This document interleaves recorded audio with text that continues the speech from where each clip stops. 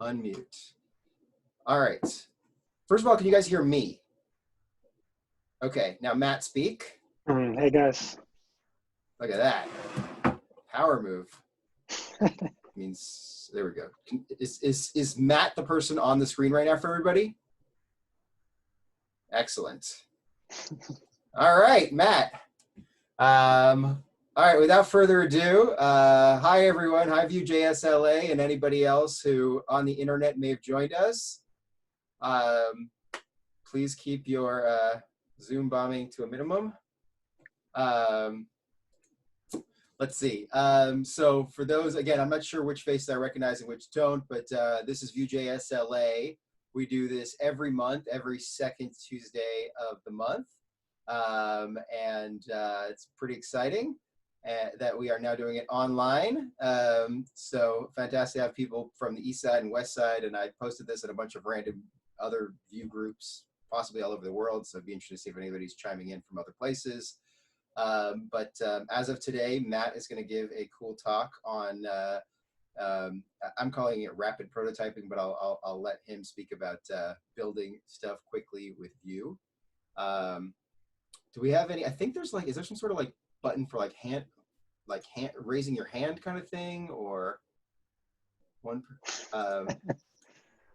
well, there's got to be a chat window here somewhere. Oh yeah, everybody. Okay, there we go. There's a chat window. John clicked it. There we go. So there's a chat window also. That's so everybody, if you want to ask a question via chat, you can do that. Okay, I'm gonna now try to be quiet and let Matt do his thing. Matt. Cool. Hey guys. So you all hear me okay, right? Yep. Cool.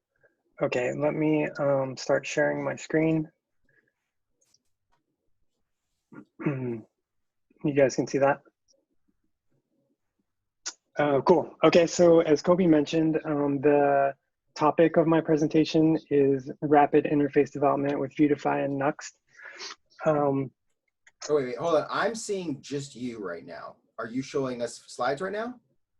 Yes, you should. So let me, hold on. Maybe I can cancel the spotlight. Maybe that's what it was. I'm seeing the slides. We can see the slides. Oh, okay. I wasn't able to before, but now I can. Okay, so. Cool. Or actually not. Hold on. Is everybody else seeing his slides? I am. Yeah, we can see it. Hold on a second. I just want to make sure the video is recording the right thing. Are you sure that you haven't pinned Matt's video? I had pinned Matt's video. Was I not supposed to? Well, that's probably why you still see Matt and not his slides. Yeah, now I'm seeing you. Hold on. I want to make sure that we're recording the right thing. Sorry, everyone. Please hold. Dude, you're right in front of the Golden Gate Bridge. It's pretty awesome. Pretty awesome here at this time. No one here.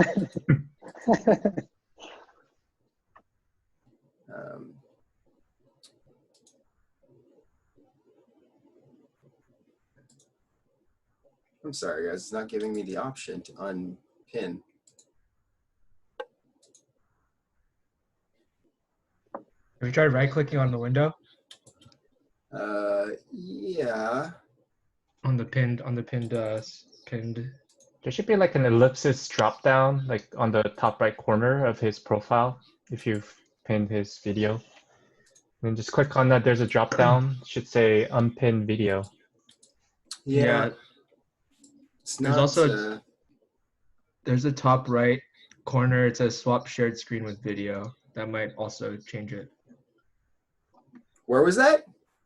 The top right next to the full screen icon of the window, the Zoom window. Yeah, I just have like 6 different toggles. I feel like an idiot here, guys. Sorry.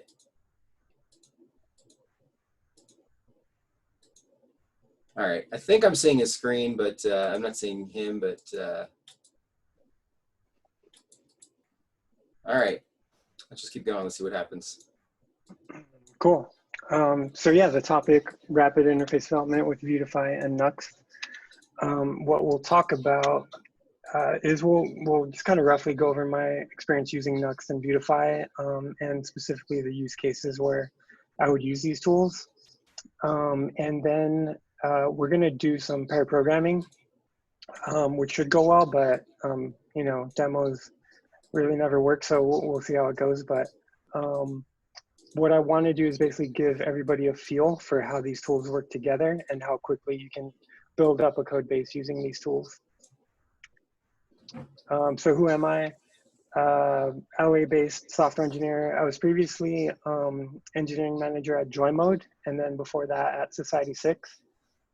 Currently, I'm working with a small team at Monkey Taps, building a few different apps. The most notable are Motivation and IM, and these will give you motivational quotes or positive affirmations. So if you haven't checked them out, check them out. Also recently, I worked with a small team to build this project for a hackathon called Healthcare Heroes. The idea here is that you can nominate somebody that you know is a healthcare worker in order to express your gratitude and give other people the opportunity to express gratitude for them as well. This is healthcareheroes.io, so check that out as well. So throughout my career as a software engineer, working for companies of various sizes, especially startup companies, I developed an appreciation for building things quickly. And not quickly in the sense of rushing through things, but being really efficient at what you build and how you build it in order to get features built or updates launched for a business. Businesses need to evolve really quickly as the market changes, as the product needs to change. So there's really a lot of value to being able to develop software really quickly. So a couple things that are important when you're rapidly developing software. The first is knowing when to build versus buy. And this is something that has come up a ton throughout my career at different companies. It's really fun and easy, not easy, but enjoyable for us as engineers to build tools. Like we can build a really great analytics tool. We can build a really great email management tool, CMS, and we can do all these things ourselves, but there are a ton of products out there, services that we can subscribe to that will do that same thing. So it's important for us to lean into those tools as much as we can until they no longer work for us, and then go ahead and start building those tools, the customizations that we need. And the reason is just efficiency.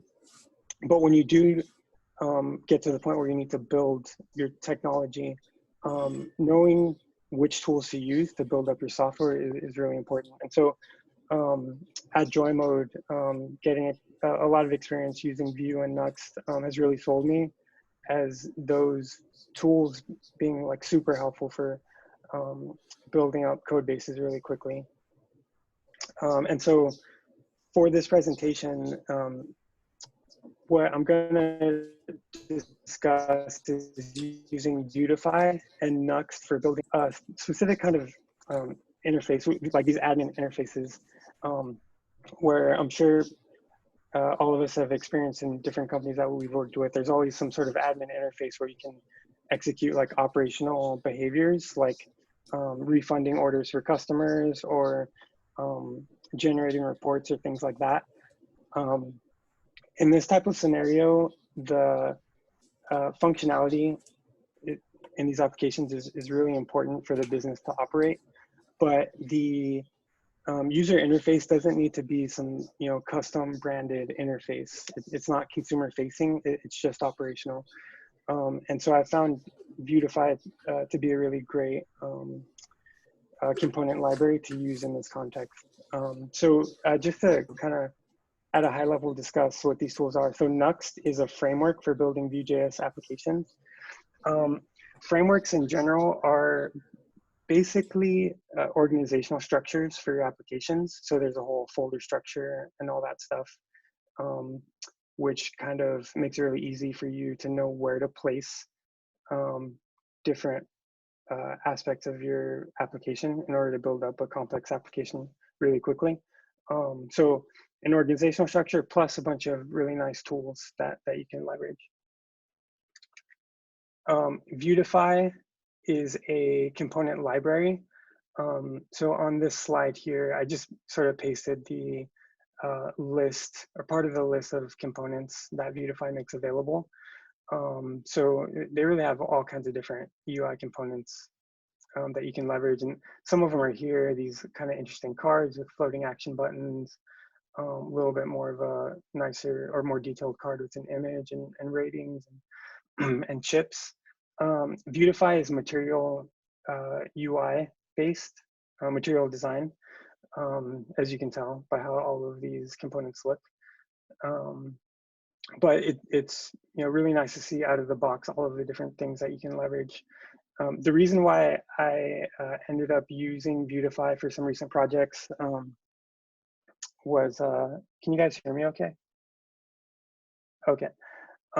So I was recently building an admin interface, and I did what anybody else would do when they're building a new Vue project. I reached out to John Jandok for a suggestion on what tool to use, and he recommended Vuetify, so I went with that.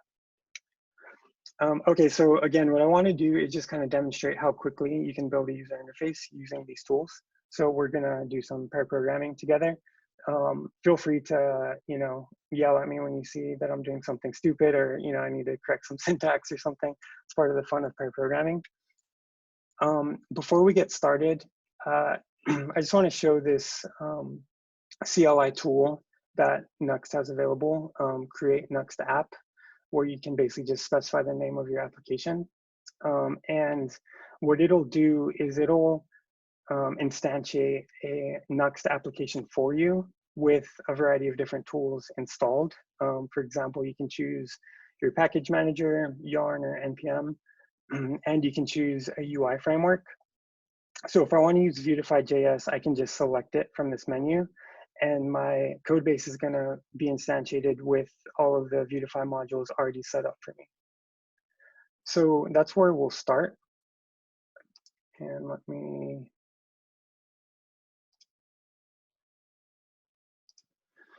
open up some code. Cool. Okay, so I have my development server running, and this is what the application looks like out of the box. We have sort of a basic application bar up here, toolbar, and then just some like placeholder text and all that. Just a basic example page. So what we're going to do is we're going to build an application for a food delivery service, and I'm calling this Good Eats Food Delivery. So we're going to need to be able to navigate orders and customers and drivers and specify delivery routes. So we'll go ahead and do that. So my code base here, I just want to touch on aspects of the Nuxt framework quickly. There are a few folders that come out of the box of the framework. Assets for CSS, JavaScript. We could put images in there. Components is where all of our components would go. Layouts, middleware for any middleware JavaScript functionality that we want. We'll put our pages in here. Plugins for external third-party functionality that we want to implement. And some static files in the static folder. And then in the store folders where we'll implement any store functionality that we need. So let's take this application out of the box and let's start modifying it to work for our business. So I'm going to strip out these extra buttons up here. They just sort of demo different ways that the menu bar can be used, and then we'll create our own navigation. So Vuetify has this, I think it's kind of strange, but whatever, it's how they namespace their components, this v dash and then component name syntax. So just in case you're wondering what all these weird v dash things are. So I'm gonna get rid of a bunch of this stuff here.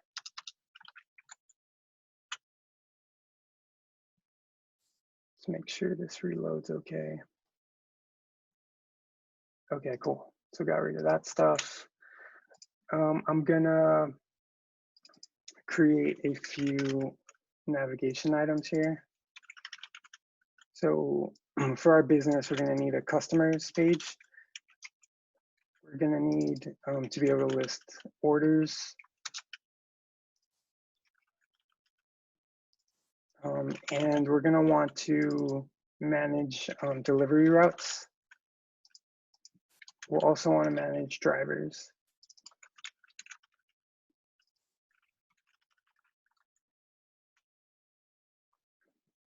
Okay, so cool. Okay, so we got a basic navigation here. I'm going to take the application out of dark mode. Can you click on those for a sec, just so we get a feel for what they look like? Is there anything there? Yeah, so they're 404 pages, or the application is 404ing because we haven't created these pages yet. Okay, okay. But we'll take a look at how to do that.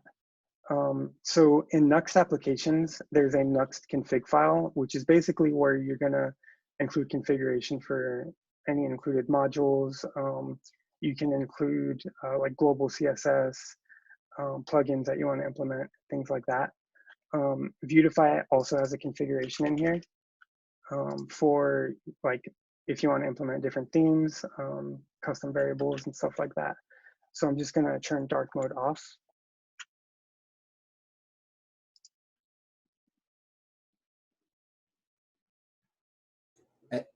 And just to be clear, that was created from the Create Nuxt app. That was all pre-populated for you. Exactly, yeah. Nice. Cool, okay, so we got still this placeholder stuff on the home page. So let's go into pages. Index.view will be the home page. And let's just take all this stuff out. And create a basic page component. Good eats food delivery.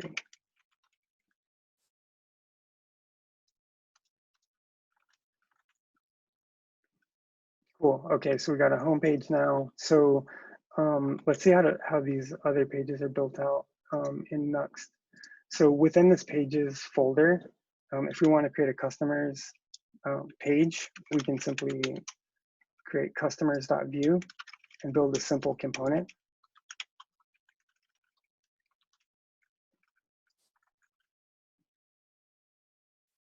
And now we can navigate to, see, nobody called me out on that, customer.view, rookie mistake.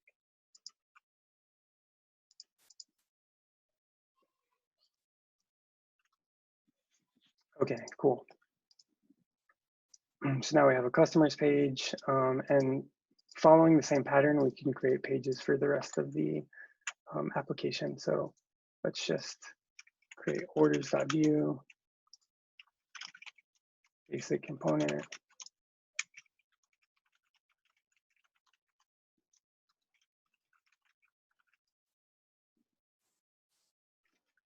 Drivers.view, same thing.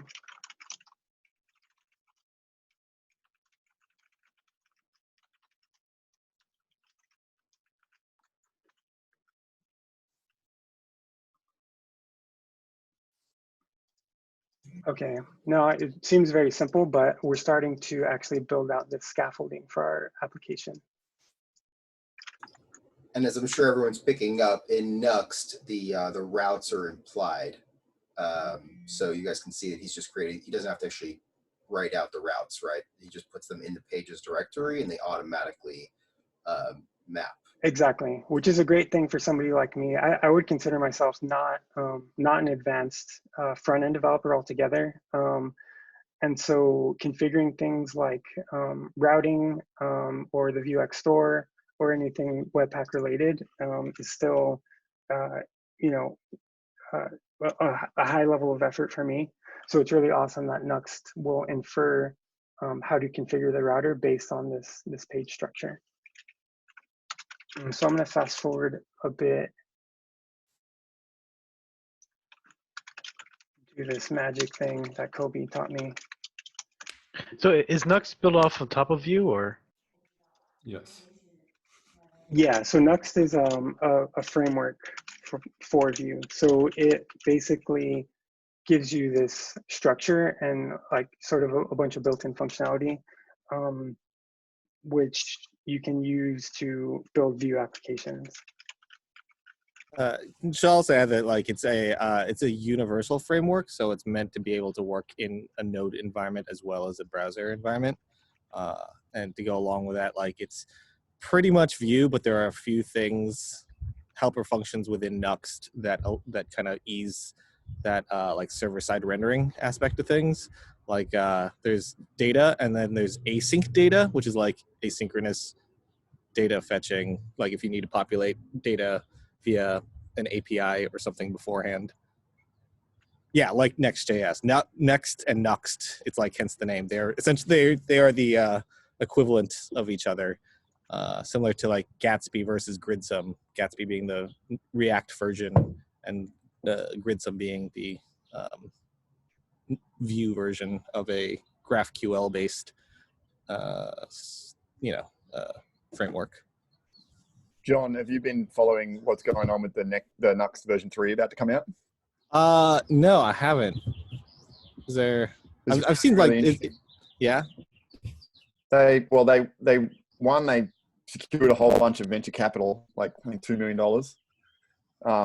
and so they're like funded now, which is kind of interesting for like an open source thing. At and which? Then When did that happen? like 2 weeks ago. Oh shit, that's awesome. When At sorry, which project? Nuxt. Interesting. Yeah. And then the new version is going to support Vue 3, obviously, but also includes like a crawler for dynamic rendering of routes. So you used to have to pass in like a whole JSON object of every route that you had, which from a CMS was kind of hard to do, or not, a lot of stuff. And now they'll actually they'll build each page, crawl the page that just got built for a Nuxt link, which is essentially like a router link, and then add that to the dynamic route and kind of build it all from there. So it's really interesting. I just want to point out real quick that like 7 more people joined us like a couple minutes ago. So just Nice. people. So Guys, how do we handle the security in Nuxt project? I was interested. Well, how we do it is we use Nuxt Apollo for everything, and so that has token authorization built into it. So you just authorize against the back end, but we build everything kind of with a live back end. Like Nuxt is kind of set up to, well, and the new version of Nuxt 2 is even further with this, where it's set up to allow, it will cache, kind of like cache the API. So like you can build what they call full static now with Nuxt, where we'll build each page, hit the API, and then like store that JSON blob with the file. So like it kind of, you don't even need an API, like a backend anymore. So in that sense, if you're authenticated to the backend at build time, it will just stay authenticated in that sense, I guess. Yeah, was that the question? Security in terms of like backend? Yes, like use like a login, having a login for them. Because I was thinking, actually, in that sense, like you're only authenticating to like a backend when you're requesting data from the backend. So there's no real authentication on the front end. So whatever library you use to get data from the backend, like Nuxt Apollo has like an authentication kind of protocol like thing in it that it wants you to sort of go through their loops. And then I'm sure the REST versions of that all kind of work the same. In terms of like front end, we use like basic auth, like the little pop up that gets username and password, like if we're presenting something to a client that just don't want anyone to see it. And then there's a great little Nuxt module that does that, just called Nuxt Basic Auth. So there's plenty of like modules that kind of do everything you need it to do. Yeah, and alternatively, well, if your REST API supports authentication, what you could do is leverage the middleware within the Nuxt application and build something,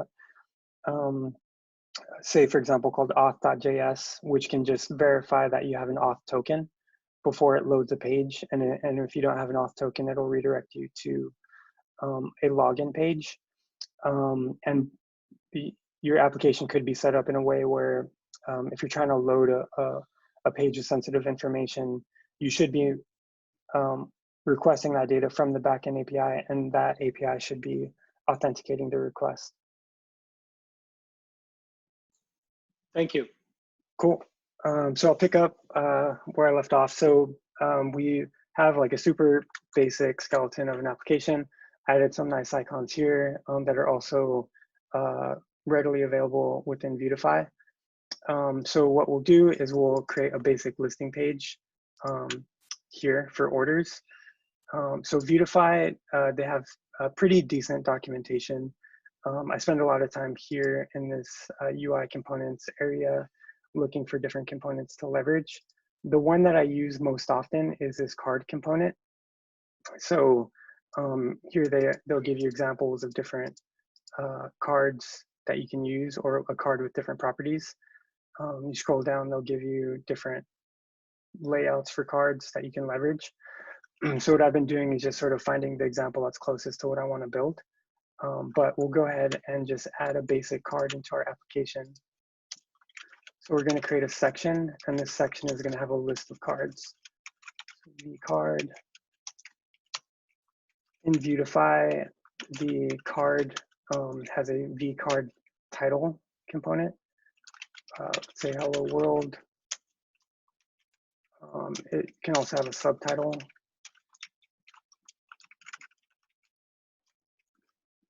Is the use of section there? Is that something that's necessary from Vuetify, or is it just something that you like to do? Just something that I'm doing in this example, but not necessary at all. Everything within this template is however you want to structure your HTML. And I think that's one thing that can be confusing too for somebody who's not familiar with Vuetify. When they open a template that uses Vuetify components, this sort of namespacing style looks like it can feel like it's a part of Vue or something like that, but it's really just the way that Vuetify has chosen to name their components. Okay, so we created a basic card. So let's say we want to create a list of orders.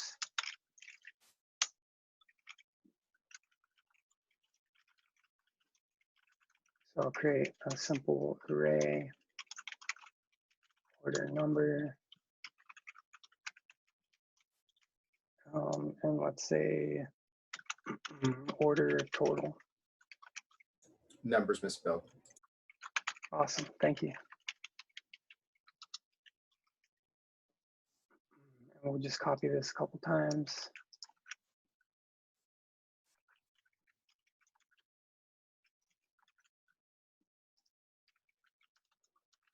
Four. Just a quick note here. So if you hold Alt and arrow key down, it will copy the content that you are selecting. Just a quick note for the. Awesome. What is it? Alt and down. No, you need to select. You need to select.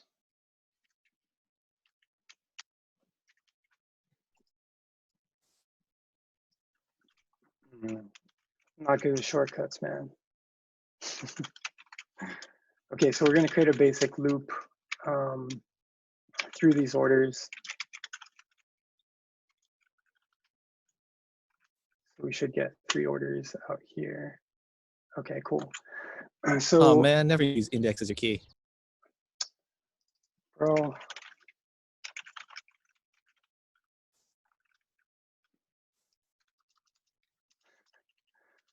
Cool. Why? Yeah, why? Why? Because so Vue uses the key to kind of know what's what in terms of like if it can like optimize by reusing elements. So like if it knows that this is the V card for order 1, 2, 3 ABC, then it can just and it, like the order changes at some point and just be like, oh, this is the same thing. Let me just move it, as opposed to tear it down and recreate a new one. If you use the index, there's not like the index is entirely tied to order of the elements as opposed to the element itself. So it doesn't have any performance benefits of being able to reuse elements because of that. Nice. Awesome. Just to reiterate, you're saying not to use the index, correct? Don't use Anything else is index. fine? Yeah. Yeah. Okay. Okay. Ideally, yeah. there'll be some kind of unique identifier within your items in your array.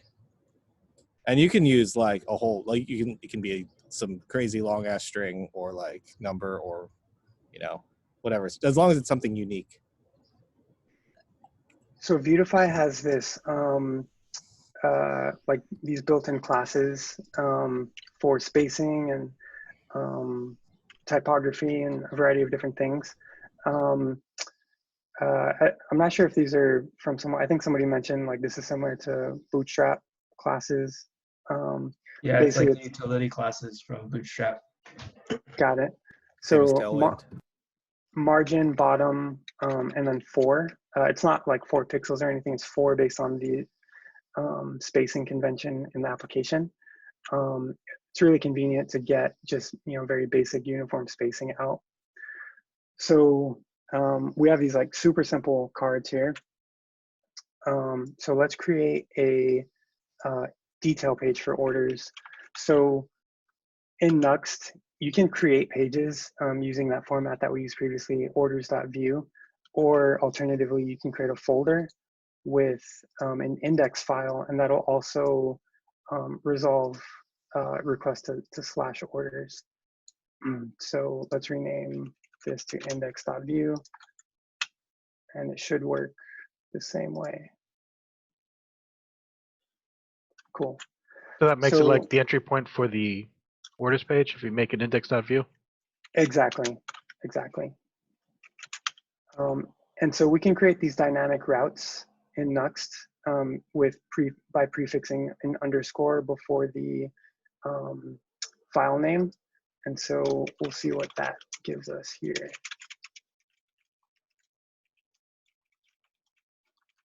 Order number.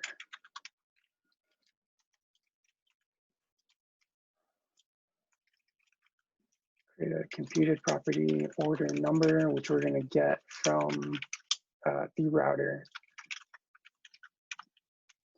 Params.order number. See if this works.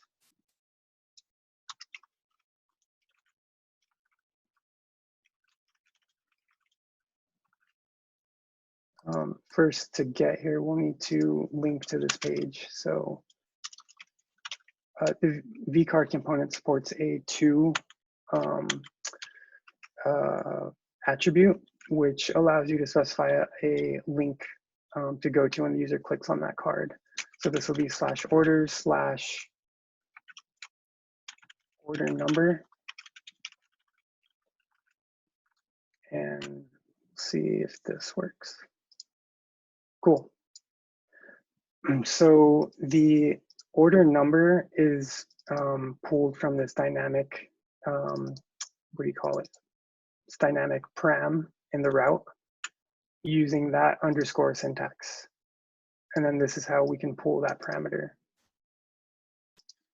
So this order page, we'll have like a couple sections here, order details and other information. So let me fast forward again.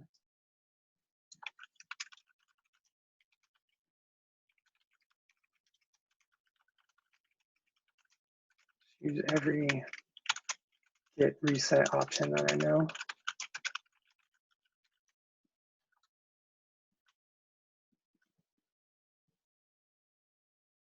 Okay, so I just kind of filled in a few details here. These are all hard-coded. I created a couple CTAs on this page. So in normal operation use, if I'm say Sorry, a what's customer, a CTA? Call to action. Yeah, Thanks. it's a couple buttons on this order detail page. So the idea is if I'm maybe a customer service agent and a customer calls to cancel their order, then I can go look up their order and then, okay, so I want to come here and be able to cancel that order. So the other really useful component that I use frequently in Vuetify is the dialog component. This is, I usually refer to it as a modal, but dialog is also a fair name. So let's go ahead and let's trigger a dialog when we click the cancel button, asking the user to confirm that they want to cancel the order. So go into here, use the dialog. The dialogs are tied to a data attribute. Let's say cancel mobile. And the data attribute essentially toggles whether or not to show the dialog. So let's hide it initially. Let's put a card in here.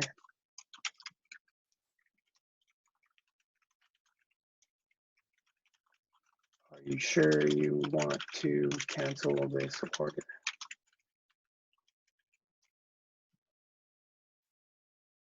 Okay, and then let's add an action on this cancel button.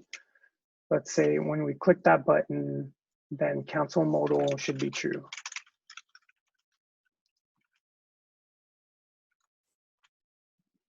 Okay, so let's click this. Okay, now we have a modal. So these modals have a width property on them. So let's just use that. I mean, it's kind of weird. I think it's weird that it's not like a, like you wouldn't apply a class or whatever. Maybe you could, but in the Vuetify examples, you apply the width there. So are you sure you want to cancel? And then let's add some CTAs on here. Card actions. I mean, if you wanted to, you could just add a class to control it then, huh? I believe so. I actually had a little bit of trouble doing that, or it just wasn't as easy as I thought, as you would think it would be. But maybe I was just, I don't know, misunderstanding something. So let's add a never mind button and a cancel button. Similar, I think, to the Bootstrap style with color of different elements.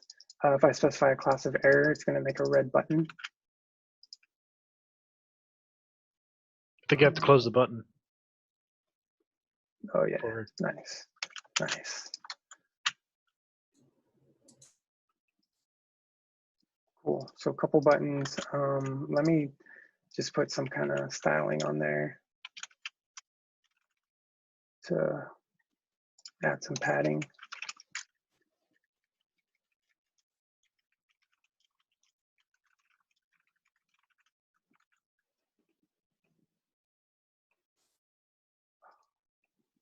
Didn't work.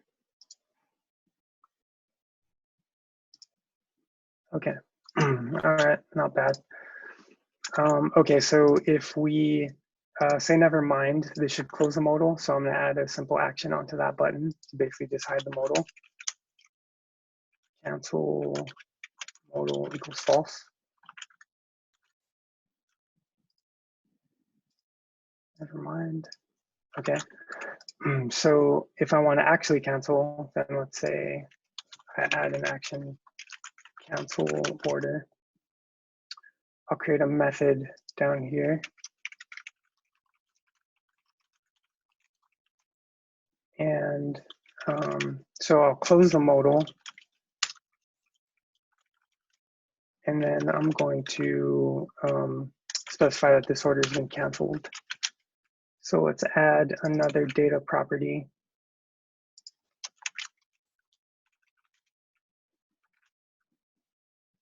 Okay, and then let's use another Vuetify component, alerts, to notify the user that the order was canceled. So here in the documentation, you know, a few different examples. I'm going to take this alert component, go ahead and drop it in. The if canceled.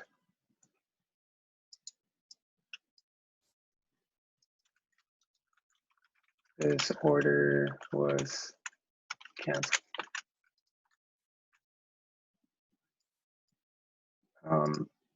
In like real life, we'll probably also make an API call to cancel the order. but for the sake of this user interface, this might be the only functionality we need. So I'll click cancel order, and then I get this alert, order was canceled. Nice. So just a very basic UI, but really, kind of fundamental pieces to what I think we need most often in building like an admin interface. So a couple more examples.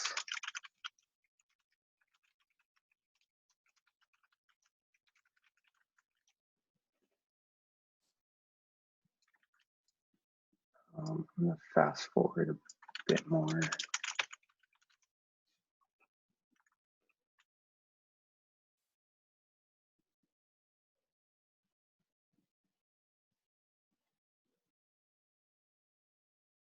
So what I want to touch on just very lightly is the store and how the store is leveraged in Nuxt. So I've gone ahead and just created a list of customers, a list of delivery drivers, and our list of orders. I've pulled this data from the store. So in Nuxt, you don't have to do anything in regard to instantiating the store. What you do is you can create different modules within your store for the different sort of subdomains of data that you have. So for example, we have customers here. I just hard-coded values into the initial state for the list of customers. But I just want to chime into what you just said for a sec, because I think it's important. At least for the way that my other apps are set up, is you kind of have like a store.js that you might import customers.js, drivers.js, etc. Right? So it's just like a really cool little feature that that Nuxt has, that it's just implied that those separate directories, you don't have to import them as like separate external modules of the store.js. You just put them all in the store and then import that, right? Exactly, yeah. So you can access, you have access to the state under each of these modules and the mutations and actions within the rest of your application. And so the way that's done. Matt, do you want to just show the view inspector for the store, and because it namespaces them as well, really cool. Yeah. Oh, that's nice.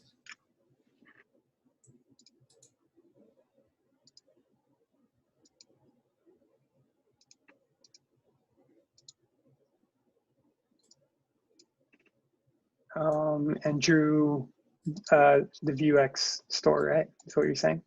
Yeah, so you see how like customers, drivers, and orders all get pulled in as namespace, kind of their own stores. So if you wanted to commit an action to just the driver's store, you would do like commit or dispatch, whatever you're doing, drivers / update driver or something like that. And it's pretty good. It's really good, actually. Exactly. Yeah, it makes it really easy to namespace your data and your functionality.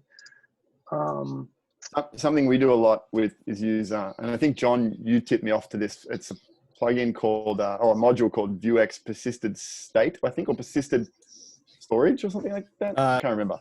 Yeah, Persisted State. Yeah, and you can opt into different stores being like local storage versus just stored sort of in the session or like the memory, I guess. So it's really handy for like, we'll often do stuff where like the menu being open and closed is just, like in memory, but you'll store like the user information or something. Nice. Right, like the data that you want to essentially like, if you have different cache strategies for different parts of your data, then you can implement them in either memory in the browser or local storage or somewhere else. Is that the idea, Drew? Yeah, well, and that module I'm talking about, I'll find it and I'll put it in the chat, is really good for like falls back to cookie storage as well if local storage isn't available, and it just kind of like, you don't have to worry about, like, you don't even really worry about how it's stored. You're just like, do you want to remember this forever or not? And you can like invalidate the whole storage by just changing a version number. Like sometimes you might want to do that if you're rolling out like new code. stuff like that. It's really good. Yeah, Awesome. so if the user, let's say, presses refresh, they don't have to essentially log in again. It's all stored right there in the cookie, right? Yep. Or like because we're building like some more app logic stuff where you'll push some code and you'll be like, oh, I've changed the way I'm storing user information. And you know, as web developers, if you're sort of new to the storage thing, you don't realize like, oh, hang on, I've got a bunch of like stuff stored on people's computers now that might come back to this in a month and it will be in the wrong place or whatever. So you can update the like storage version number and it will like download all as they come in. So there's just some cool stuff that it does. And I think the way the Nuxt like That's really cool. I haven't done that. That's really you cool. just need to specify a key for whatever your storage is, and it'll in local storage it'll store your state in that under that key, and it defaults to local storage. But you can also set up multiple instances of Vuex persistent state so that you can have one for like local storage and one for session storage. So like, let's say you want like your user info on local storage, so that's persisted, but you still want like snappy response. So maybe like blog post data or something that as you're moving between things, you want that persisted, but it doesn't need to like stay forever. So like that could go into session storage, and then you could, if you know, just strategies for like further breaking stuff up, but it's really configurable and pretty cool. I am kind of just curious what you guys do. I mean, I know if somebody logs out, what do you guys do? I mean, I tend to just kind of null the whole thing out, but do you guys do something else, or that's kind of am I doing it right, or is that kind of like, am I making that up and doing it wrong? I think it depends on the context of the data. So if you have an e-commerce store, it might make sense to cache your product information in local storage so that when the user comes back, it's really fast. Sure. And that information is not related to the user. So if the user logs out, then you can still have a really fast experience for when they come back or whoever comes back. But if it is user data when they log out, then yeah, definitely makes sense to clear that stuff out. Cool. I want to kind of highlight, I just checked out that package, and one of the examples that they're showing is if you have like multiple tabs of the same, I guess, application open, whatever store using this Vuex local storage plugin will make it so that all that data is actually in sync across the various tabs, and you don't have stale state running. James, what was the package you just looked up? I don't know. Someone posted something called Nuxt Vuex local storage. Yeah, I just put that in Slack. That's the one that we use, which is actually different than the persisted state one that John was talking about. But we use this local storage one, Vuex local storage, which does a lot of the same things. That's. Oh, I was going to say what James. James was saying is that actually I don't recall Vuex persistent state maintaining consistent state across different tabs. That would involve like hooking into like onto storage events, which I don't think persistent state does unless like they've done that in recent things. So that would lead me to say that like, no, you're right, John. The reason I had James repeat it is because I happen to know they're two separate packages. So the persistent state is different than what James's package is something different. So, yeah. So if it syncs that, I'd say that package is even cooler than persistent state. Yeah, but so I think people use both. We use only local Nuxt Vuex local storage, the one that James is talking about, and I just put in the chat.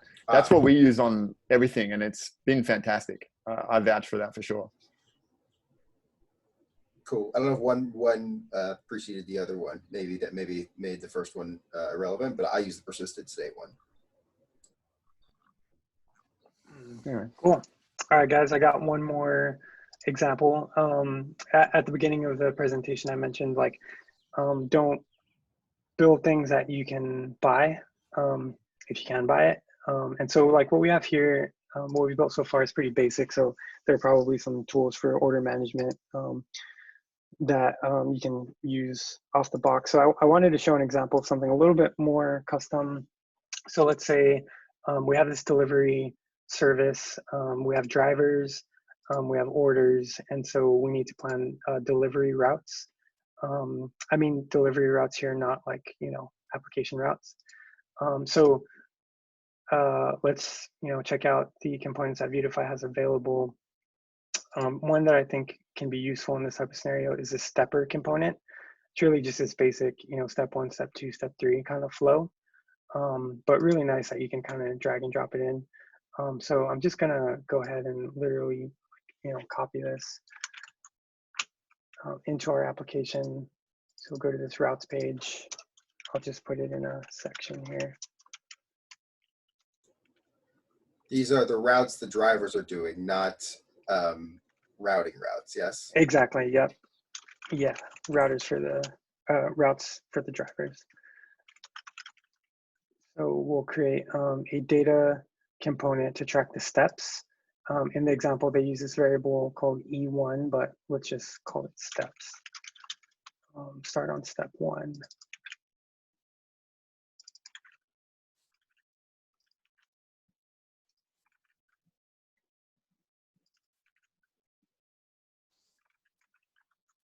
See what we get. Cool. So just like the example, we have that working in our application. So what I want to do is create this flow where we say, okay, first you need to select the driver, and then you need to select the orders that they're going to deliver. And then step 3, you need to just review this information and confirm.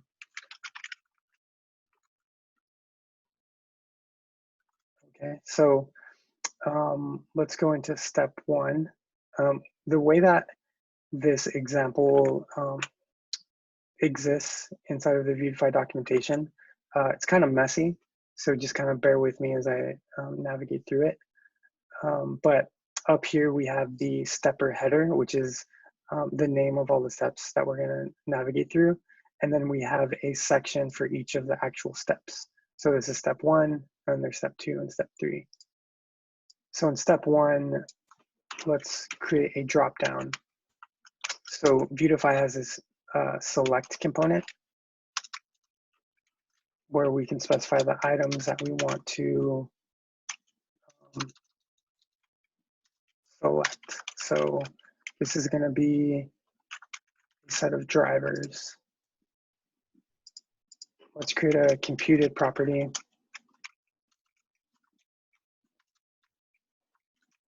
where we pull the drivers from the store. This .store.state.drivers.data. Let's see what that looks like. Okay, so a bunch of objects here. So Vuetify has these select components available to use out of the box, and there's some pretty cool functionality that you can leverage out of the box. But it does have a particular format that it expects the select items to be formatted in. Here's just like a few examples of what you can do with these select components. So what we'll have to do to make this component work is we'll have to map the drivers and create into a specific format. So we're gonna do this .drivers.map, and then for each driver we're going to create a text attribute and a value attribute. So it's going to be driver dot, I think it's name. Let's just use name for the value. And then instead of the drivers from the store, we're going to use this formatted driver options list.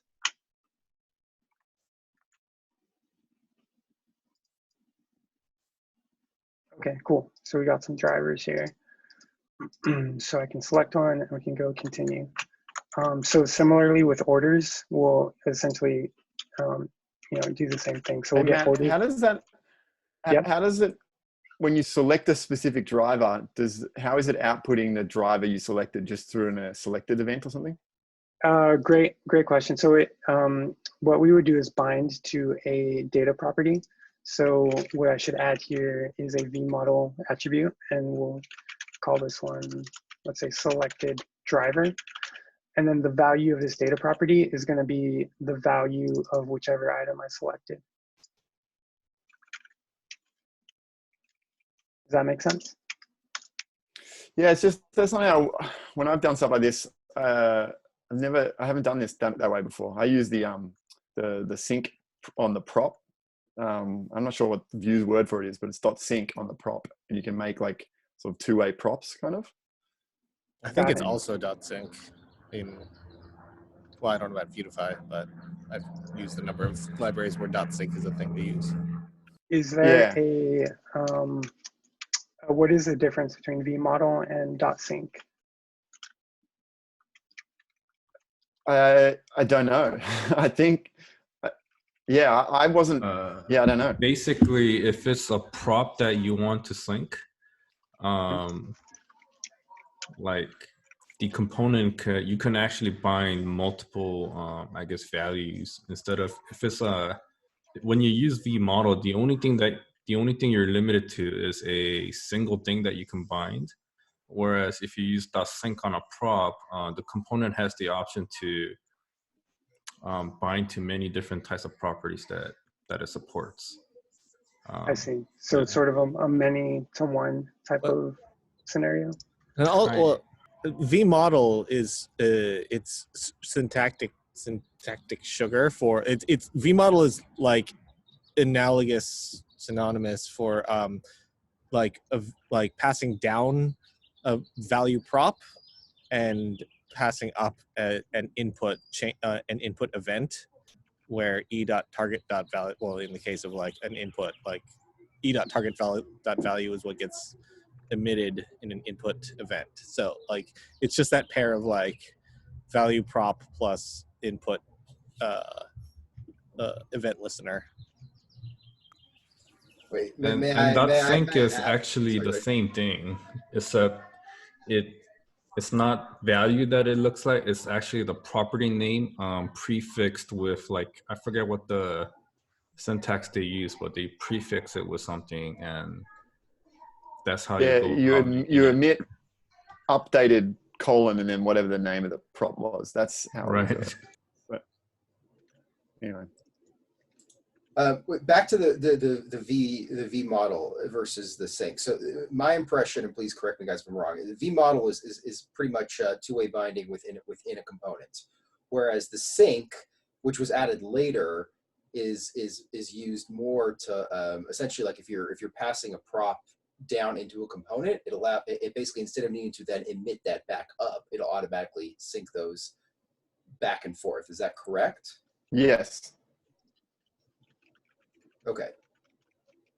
I was waiting for a no. I'm glad that it was yes. Okay. I'm gonna say kind of, but yeah, the outcome is please the same. add to it. Yeah, they're like vModel and sync are very similar.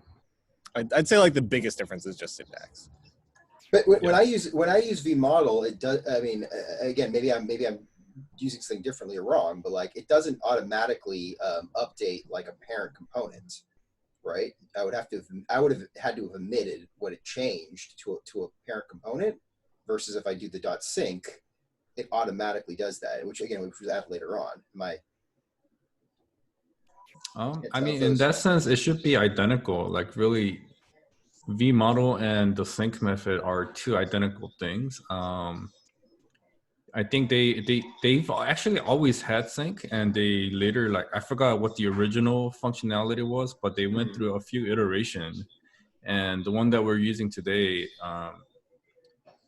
actually changed when they did one directional data flow with vModel. But it's like both are just syntactic sugar that allows you to not have to build all the event handlers while you're consuming the component. Okay. But it's the same. Like you pass data in, and then there is something emitted, but it's done through a very specific standard for .sync to work. Okay. Thanks, James. Well, Wait, Matt, slow down. So back up. We gotta rewind this video. What's happening over here? Hold on a second. It's rapid coding, man. Control Z, Control Z. Well, I mean, the main thing that I wanted to demonstrate was that I was able to pull in this nice component from Vuetify and then create something that's not super sophisticated, but that is unique to the domain of this service. We need to be able to choose drivers to deliver certain orders. And so I can do that with the components that Vuetify has made available pretty easily. This component here is the vSelect component with a multiple flag, which just allows me to choose multiple options. So in this example, I want a delivery driver to go to the same neighborhoods. So I'll give him these two addresses to deliver to, and we'll continue, and then we'll just have a basic confirmation step. So I'm not gonna plug the rest in. What I would do is maybe show another modal and another alert that says success, or if there's an error, show an error. I think maybe I do have that coded just so we can see what that could look like.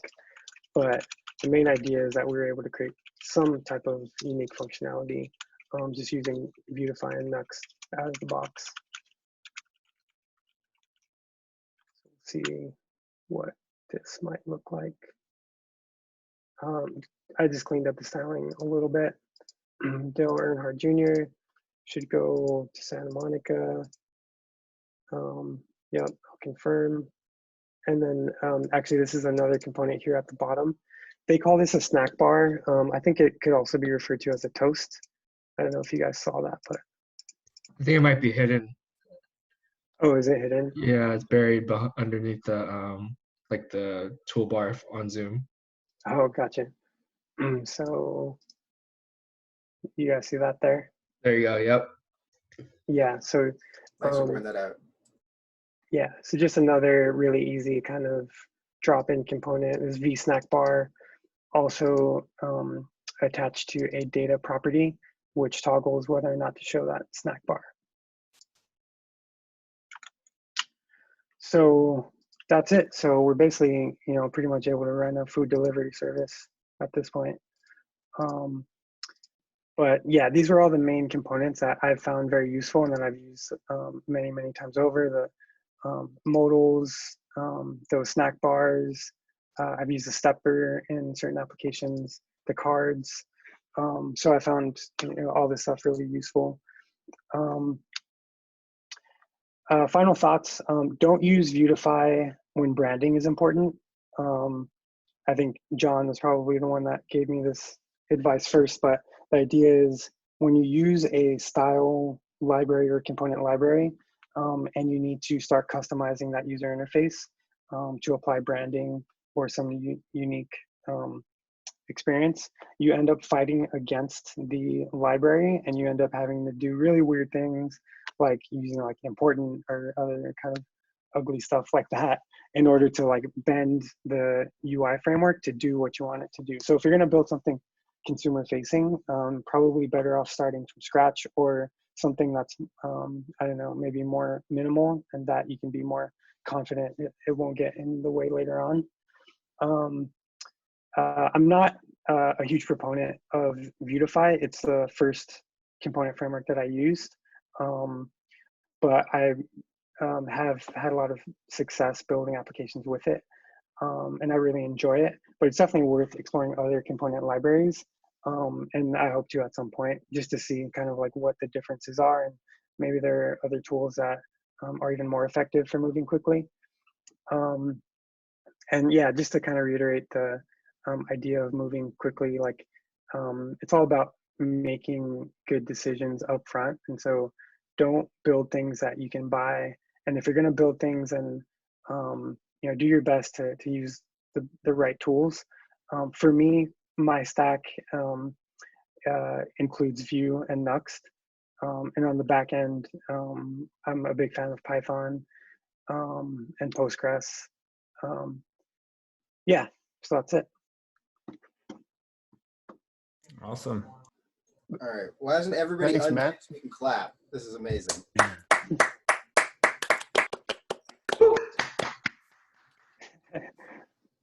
I would love to ask the group and Matt, you as well, of any you know, like I guess the back-end solutions that are kind of trying to do the same thing, right? Like how to quickly prototype a backend. Has anyone got some good tools and good? I mean, I have some things that we do, but I'm really curious to hear what everyone else is doing. So I think Firebase is still like a viable, good option, and like Google like continuously updates Firebase. I think at least I've used it recently, and it's much farther along than it was in the past. So there's a lot of really good functionality built in, including like database, real-time syncing. So you don't even have to like think about a REST API necessarily. You can just use the Firebase tools to keep your data in your client application in sync with your backend. And then also for our Healthcare Heroes project, we used Airtable for a database, which was kind of an experiment, but actually seems to work pretty well. I don't know how it's going to scale, and we're going to kind of watch as we get more traffic to see if it does scale. But in terms of having a database schema that you can update and modify and inspect without needing any like technical skills at all, it's a really nice option. What UI library do you guys use for this? So this was my good friend Jeff here, who created a bunch of custom HTML, CSS. So it's all custom. Yeah, so it kind of created custom components, custom UI components for the Vue or the Nuxt framework. So yeah. Yeah, and this was Jeff's first time using Vue. He's used a lot of React in the past, but how was your experience with Vue, Jeff? I thought Vue was pretty cool. I'm coming from a React background. I created a UI library in-house for my last company. So the same patterns kind of worked here. I think syntactically, the Vuetify framework kind of threw me off because it looked so much like the V-binds and V4s and all that. But overall, I like how the styles, the logic, and the markup are all in the same component or same file. So you don't actually have to do any like split windows or anything like that. So it made it really easy to like map and like kind of scope things locally, I think.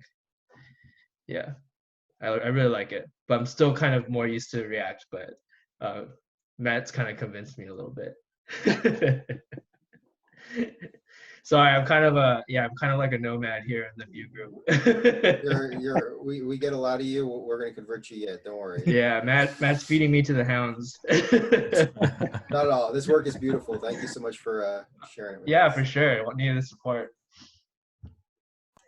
I had a question in regards to like, you mentioned Vuetify, is tough to like theme, but are there any frameworks out there that have, I guess, thought about that portion, but as expansive as maybe Vuetify in regards to component availability, but has built it in a way where it is easy to come in later and customize towards a branding solution? So for me, Vuetify is pretty much the only component library that I've worked with. But I would defer to John. Are there other libraries that are maybe easier to customize later on? Well, Tailwind, but it's not really that's more of a CS. Tailwind is good if you want a CSS methodology and you don't want to you want to build your own components, but you still want consistent styling. Like if you are in I need to build something branded, but I still want like a way to, build things without fighting a framework. Have you Tailwind is tried great for that. using any of the Tailwind-based, I guess, UI component libraries out there? No, that's pretty new. Yeah, I haven't used any of that stuff. Gotcha. Because I mean, a lot of the benefit of like using a UI kit, I mean, definitely the theming that comes with it. But again, like we're talking about, if you want to brand it, that's kind of like out the door. But the other half, or the other great benefit is that it comes with all these built-in functionalities, right? And Tailwind is great, but you're gonna still end up having to build like your own date pickers and, you know, multi-select dropdowns like you just did. And like, there's a lot of things you're going to end up building if you start from scratch. So I think another option could be like I use the in my examples here. I use the Vue components just out of the box in my pages, but you could wrap those components. And if you wrap those components, maybe what you could do later on is sort of re-implement those components. So moving away from the Vuetify styling and implementing your own styling component by component. So that could work. There is some global styling that Vuetify applies to the application, which, you know, may be a bit tricky, but I think you doing a component by component kind of like update may be the way to go in that scenario. Yeah, I think that's a good solution there. Like, it's, if you want to get started, yeah, like there's a lot pre-built with Vuetify. So if you want to use something like that, yeah, you write your wrapping components, and then like you pre-fill a lot of the props. Like Vuetify comes with tons of props about like dark theme, like all these things. Yeah, you just pre-fill those props, and then like you expose outward a smaller subset of props, or like some kind of normalized thing that's relevant to your business, you know, whatever your current problem is. And then, yeah, like you said, if you then, as you start to like whittle away, like, okay, I don't need a whole bunch of this stuff from Vuetify, you can start like cutting things out and converting over. But as long as like the outward facing API of your component doesn't change, that doesn't really affect the rest of your business, because you've kind of, yeah, you've created your own like shell subset around that. Also, also another approach that I've used in the past is if you're looking for like very specific components that need a little more UI functionality, I think a really good approach is to just piecemeal it. So looking for the exact component you're looking for as an NPM package, like Vue Select, for example. And what Matt Montañez said, there's container classes where you can style those individual components. And then over time, what you can do is remove that, or basically replace that component with some custom component you can make yourself over time. So it's kind of localized. You have like a whole like monolithic design framework that you have to edit a certain piece, and you get to choose the things that you need rather than having the whole set that maybe like kind of a more of a bloat. So it's kind of a progressive type of evolution of the application. And then I almost asked the question of like, what are people's feeling about like kind of like the cheat of kind of just, you know, keeping some of this stuff, right? I mean, the majority of the things that actually feel like they're bespoke, you can have your own look and feel for, but like toasts and pop-ups, etc. Like, I feel like that's like where a lot of heavy work is, and like I have no problem using the framework for just that. If you want something that just looks, the majority of your app is still going to look unique, right? But who needs your own toast? Like a toast is a toast, right? So I just don't know. I'm down with that kind of thing, as long as you're able to selectively import things from a framework. If I want just vtoast from Vuetify, as opposed to have to import the entire Vuetify library. Like I'm freelancing on a project right now where we use that VApp kind of like main wrapper and like vstepper, and that's it. So I'm about ready to pull out Vuetify at this point, because there's no reason. I just, you know, for those two things, there's not really, other than like, there's probably some styling, global Vuetify styling that I need to account for, but, you know. Just have Webpack remove all the stuff you're not using. I mean, yeah, there's also that.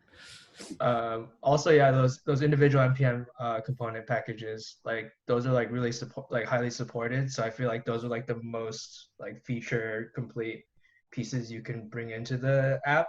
So whereas like something like a Vuetify, which I think is great, like overall as a platform or framework, but you're managing just these small little pieces that are like highly maintained by tons of contributors, and so I think they're really well supported. Yeah, and I think the piecemeal approach is, I think, a good one, but the part that you run against is like, now you have to learn everybody's, like, all these different APIs, different props. So like, you would want to wrap whatever your like date picker or select component around like wrap something around that so that like as far as the rest of your organization is concerned, you still have a consistent way of interacting with props. Like Yeah, it's true. yeah, if like it's type in one library and variant in another library, and like, you know, for like primary buttons, or like it's like dark versus primary versus like red, you know, like different ways of like Yeah. conceptualizing it. Like Gets find real one confusing. language that works for your organization, and then like find the best solution, and then wrap the solution in some, you know, component that will translate their API with your organization's API. Totally. Yeah, and you still gotta fight against like, you know, whatever CSS class naming convention each component has. So yeah, it still has its cons. Yeah, I mean, it's the beautiful thing about the component-based architecture is like, once you build the component, everybody else just imports the component, and they don't have to worry about that. So like, if you're building a component library, then yeah, your main concern here is like, okay, who's using it? How will they use it? And how can I make that easy for them? And then I'll figure out like how to make that work with this third-party solution. For sure.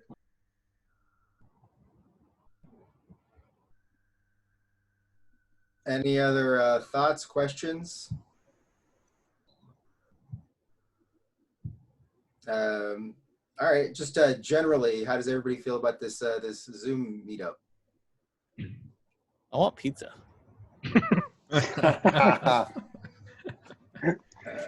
I just unmuted you all, so that's I was gonna.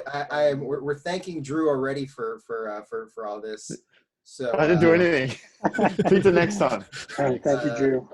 But, It was great, thank you. Drew is gonna use Matt's delivery app to deliver us all 2 slices of pizza. I saw I was a customer in that Right, yep. Your orders. Hey, wrong address though, man.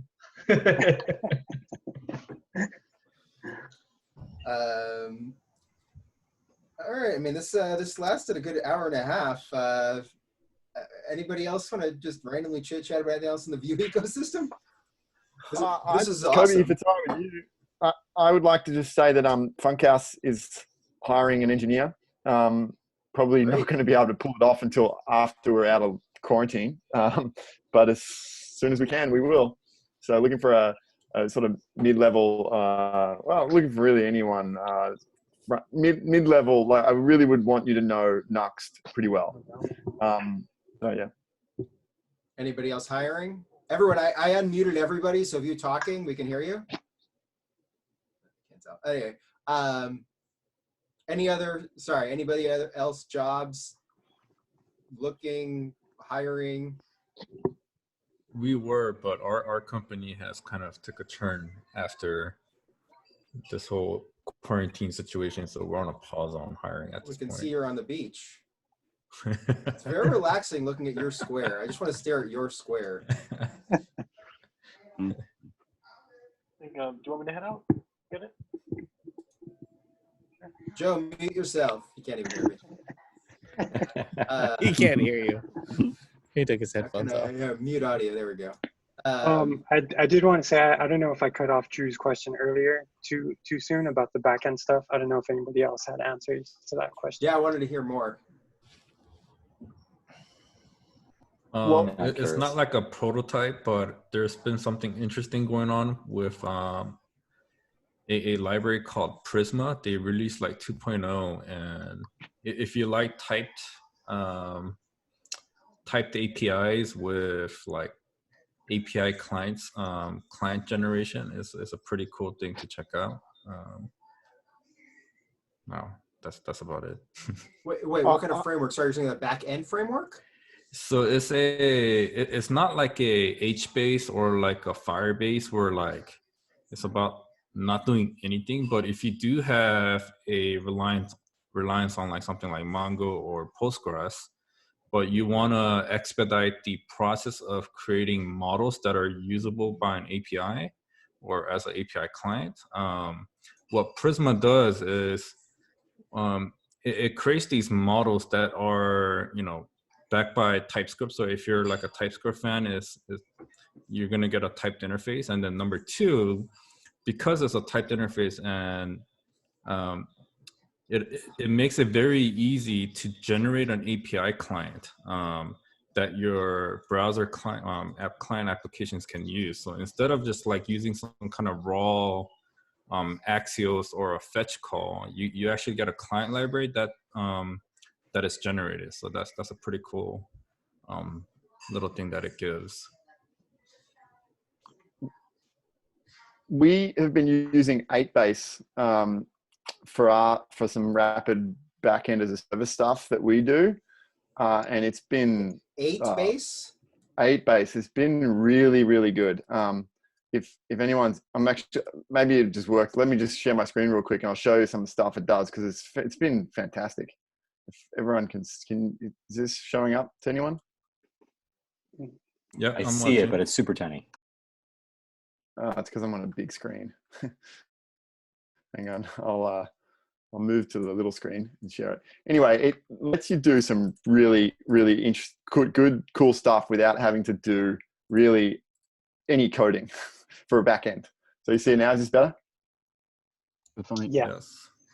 Yep. So you can just create tables really quickly, which however you want, like you just add a new table and then define what fields you want to track and all kinds of stuff. You don't have to worry about like Bookshelf or any of these migration tools or any of that kind of stuff. If you change like a table or a field relationship or anything, it kind of handles all that for you. Like, this is my user. I want to be able to add a field to track something. I can just like, now I want age. What kind of age is it? Is it a data file, whatever? It's a number, all these kinds of stuff. So then this builds out the table, builds out the backend. And then I can get, let me just delete this, cancel. Then I get like a GraphQL endpoints for all of this stuff. And let's just do a little reload because it's been open for a long time. So you can just get like a backend without having to write any code.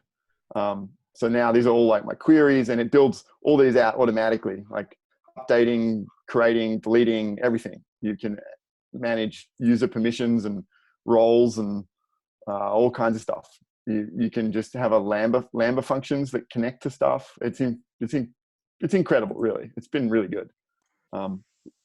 These are all Lambda functions. Show us an example of like a joined, like how yeah. So like this is something put together. Yeah, so this is like a project that we're building, right? And a project can have, in this case, it's a construction project, right? So they're building a building. So that's the project. And then there's multiple users connected to this project. And you can set if it's one-to-one, many-to-many, all those sorts of things. And I can even validate it and stuff like that. That's how it works. Like I'm sort of building out like a directory, like a file system, like a Dropbox clone. So like this one is an interesting one, parent, where it's like you can have one parent, but then directory can have multiple children, but only one parent. It's like self-referential. Yeah, it's really interesting. So if anyone's looking to sort of rapidly spin up a backend, this is a pretty good way to do it. Nice. That's awesome. And then from a consumption standpoint, it gives you a GraphQL or it gives you RESTful APIs? All GraphQL. It's all GraphQL. Gotcha. And it builds out like the Explorer and stuff. So essentially, it's all self-documented, which is incredible. That's pretty awesome. So like, yeah, like this, for example, I can click this. Yeah. In regards to, I guess, some of the potential roadblocks that you faced so far, or like, what are some of the things that like are maybe like a gotcha or a little bit annoying then? Where this gets annoying is that it's still like it still requires kind of like some external stuff that is weird. Like to get files in this, you got to use FileStack, so they force the FileStack kind of user interface on you essentially. And if you want to do user, I think the way the user stuff works, like you can have kind of basic user user auth stuff. And if you want to do anything advanced, then it integrates with Auth0. So it sort of gets weird there. And then if you want to send emails, like a user has signed up email, then you sort of have to connect it through a Lambda function to SendGrid or something like that, which is what we did. Gotcha. You know, so it's Okay, still not a that little bad. early. It's pretty Still good. early. Yeah. Yeah. Still early. And then you have to commit, these are like custom, or if you want to run like a function when a project gets created, for example. So this would be like, you know, create project trigger. This maps to a Lambda function in a GitHub file. So there's like just learning that stuff, but otherwise it's pretty straightforward. Dude, you're gonna Nice. destroy my jobs, my backend jobs. It's not me. I'm just using it. They're coming from Florida.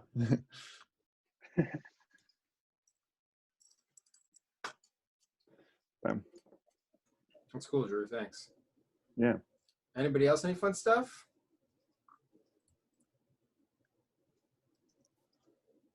I will mention Drew talking about the funding reminded me of, I read an article that seems like Wikipedia, who hasn't updated their UI in like 11, 12 years or something, it seems that they might be picking Vue.